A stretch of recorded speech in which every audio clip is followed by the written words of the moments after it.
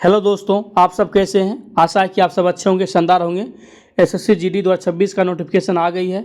आज हम इसके बारे में आप लोग को संपूर्ण जानकारी देंगे। इस वैकेंसी का पे स्केल कितना है, किस पोस्ट के लिए कितनी वैकेंसी आई है, अप्लीकेशन फ़ी क्या है, मोड ऑफ सिलेक्शन क्या है, इसका एज लिमिट क्या है, एनसीसी सर्टिफिकेट का एसएससी जीडी एग्ज़ाम में महत्व क्या है, एजुकेशनल क्वालिफिकेशन इसका क्या है, एग्ज़ाम पैटर्न क्या है, साथ साथ हम देखेंगे इसका फिजिकल इफ़िशिएंसी टेस्ट क्या है। उम्मीद है कि आप लोग इस वीडियो का अंत तक बने रहिएगा। चलिए चलते हैं।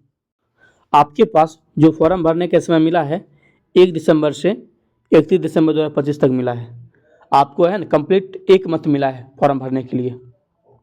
अगर आपको फॉर्म भरते समय कोई गलती हो जाती है तो आपको सुधारने के समय 8 जनवरी से 10 जनवरी तक मिला है। ऐसे आप लोग को प्रयास करनी है गलती नहीं करने का। इसका जो एग्ज़ाम होने का संभावना है फरवरी अप्रैल 2026 तक होने का संभावना है। इसका हम पे स्केल और वैकेंसी देख लेते हैं। इसका जो पे स्केल है लेवल 3 का जॉब है। इसका जो बेसिक सैलरी है 21,700 से 69,100 तक है। वैकेंसी बीएसएफ का जो वैकेंसी है 616 है। सीएसएफ का 14,595 है। सीआरपीएफ का 5,490 है। एसएसबी का 1,764 है। आईटीबीपी का 1,293 है। असम राइफल का 1,706 है। एसएसएफ का 23 वैकेंसी है। सबसे कम वैकेंसी एसएसएफ का है और सबसे अधिक सीएसएफ का है। इन फ्यूचर बीएसएफ का वैकेंसी बढ़ सकता है, बढ़ने का संभावना है। और आईटीबीपी का मोड ऑफ सिलेक्शन देख लेते हैं। पहले इसका एग्ज़ाम होगा ऑनलाइन मोड में, फिर इसका फिजिकल होगा और अंतिम मेडिकल होगा। ये तीनों में है ना लगभग 1 वर्ष लग जाता है प्रोसेसिंग संपन्न होने में। इसका एज लिमिट देख लेते हैं। इसका जो एज काउंट होगा 1 जनवरी 2026 तक होगा। जनरल ईडब्ल्यूएस के लिए 18 वर्ष से 23 वर्ष तक एज है। ओबीसी का 18 वर्ष से 26 वर्ष तक एज है। एसटी एससी का 18 वर्ष से 28 वर्ष तक एज है। इसमें एज रिलैक्सेशन भी मिलता है। ओबीसी के लिए 3 वर्ष और एसटी एससी के लिए 5 वर्ष मिलता है। एप्लीकेशन फ़ी देख लेते हैं। अगर आप यूआर ईडब्ल्यूएस ओबीसी के पुरुष समाज से बिलोंग करते हैं तो आपको 100 रुपया लगेगा फॉर्म भरने में। अगर आप सभी महिला के लिए फ्री है। अगर आप एसटी एससी के पुरुष समाज से बिलोंग करते हैं तो उसके लिए भी निःशुल्क है। सर्टिफिकेट क्राइटेरिया देख लेते हैं। आप ओबीसी कैटेगरी से बिलोंग करते हैं तो आपको ओबीसी सर्टिफिकेट लगेगा। ये सर्टिफिकेट है ना 1 दिसंबर 2025 के से पहले होना चाहिए। अगर आप ईडब्ल्यूएस से बिलोंग करते हैं तो आपको ईडब्ल्यूएस सर्टिफिकेट लगेगा। ये सर्टिफिकेट है ना 1 अप्रैल 2025 से 31 दिसंबर 2025 के बीच की होनी चाहिए, ना कि पहले ना कि बाद की। इसका एजुकेशन क्वालिफिकेशन देख लेते हैं। इसका एजुकेशन क्वालिफिकेशन 10th पास है। आप 12th ग्रेजुएशन लेवल पर भर सकते हैं, बशर्ते आपके पास 1 जनवरी 2026 से पहले का मार्कशीट होनी चाहिए। एग्ज़ाम पैटर्न रीजनिंग से 20 क्वेश्चन रहेगा, जीके जीएस से 20 क्वेश्चन रहेगा, मैथ से 20 क्वेश्चन रहेगा, इंग्लिश या हिंदी से 20 क्वेश्चन रहेगा। टोटल क्वेश्चन 80 रहेगा। प्रत्येक क्वेश्चन 2 मार्क्स का रहेगा। टोटल मार्क्स 160 रहेगा। निगेटिव मार्किंग इसका 1/8 है। और जो उसका टोटल समय मिलेगा आपको एग्ज़ाम देने के लिए 60 मिनट रहेगा। एनसीसी सर्टिफिकेट का महत्व जीडी एग्जाम में क्या होता है देख लेते हैं। अगर आपके पास एनसीसी का सी सर्टिफिकेट है तो आपको 5% मार्क्स या फिर कह सकते हैं 8 नंबर आपको मुफ्त मिलेगा।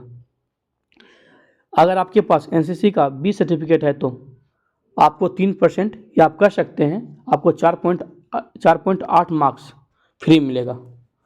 अगर आपके पास एनसीसी का ए सर्टिफिकेट है तो आपको 2% मार्क्स या फिर कह सकते हैं आपको 3.2 मार्क्स मुफ्त मिलेगा। ये जो एनसीसी सर्टिफिकेट होनी चाहिए 1 जनवरी 2026 से पहले की होनी चाहिए। फिजिकल एफिशिएंसी देख लेते हैं। अगर आप पुरुष समाज से बिलोंग करते हैं तो आपको 24 मिनट में दौड़ पूरी करनी होगी।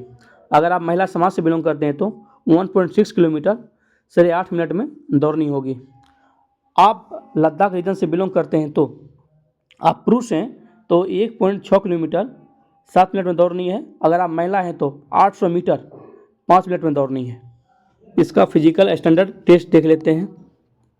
अगर आप पुरुष समाज से बिलोंग करते हैं तो आपको 170 cm हाइट लगेगा। महिला समाज से बिलोंग करते हैं तो 157 cm हाइट लगेगा। ST SC में अगर आप पुरुष समाज से बिलोंग करते हैं तो आपको 162.5 cm हाइट लगेगा। फीमेल समाज से हैं तो 150 cm लगेगा।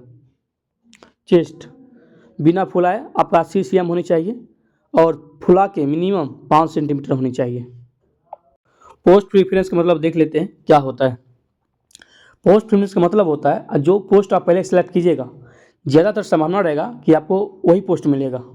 मान लीजिए पहले आप BSF सेलेक्ट कर लिए, आपका नंबर 160 में से 150 आ रहा है, आपको अब लगता है कि हमको चाहिए SSF, सबसे अच्छा पोस्ट ये होता है GD में, आपको ये चाहिए, आपको ये नहीं मिलेगा, आपको मिलेगा BSF।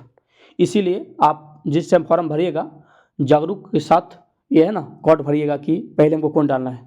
हम आपको कुछ सलाह दे रहे हैं, आप वही सलाह पर चलिएगा, प्रयास कीजिएगा चलने का।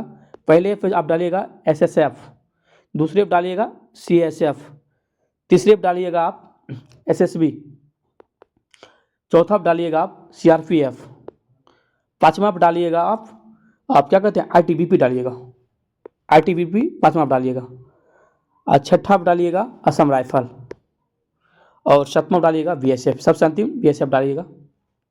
ऐसे आपको लगता है कि सुबह उठते के साथ हमको पाकिस्तानी मुंह देखने का मन करता है तो आप BSF पहले डाल सकते हैं। अगर आपको ये भी लगता है कि हमको आर्मी वाला फील लेनी है, वर्दी वैसी ही चाहिए, वो बंदूक वैसी ही चाहिए, आप असम राइफल भर सकते हैं।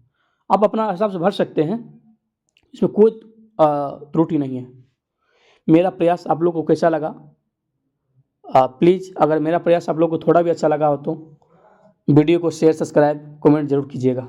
आज के लिए इतना ही, थैंक यू।